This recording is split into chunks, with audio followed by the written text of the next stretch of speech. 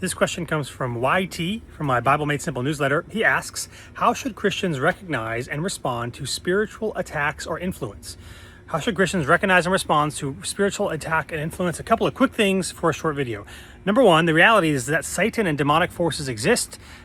It can be maybe kind of weird to maybe admit or say you believe that, but obviously if God exists and Jesus rose from the dead and he cast out demons, we have an adversary who's prowling around like a lion, Jesus tells us, wanting to devour us.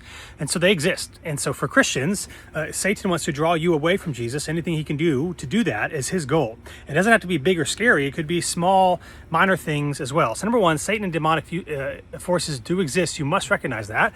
Number two, we're told places like Ephesians chapter 6, where Paul tells us to put on the whole armor of God. Why? To fight the cosmic powers and the spiritual forces in the heavens. That we're told that sin, like in Genesis 4, is a croucher waiting to devour us, that Satan wants to do whatever he can to pull us away from the good news of Jesus.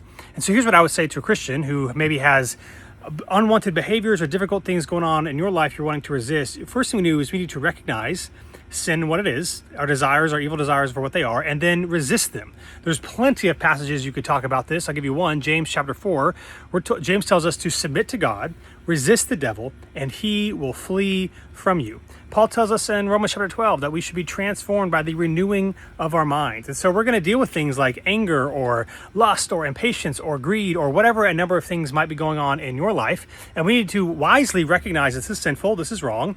And it's not just our battles, Paul says in Ephesians 6, are not against flesh and blood.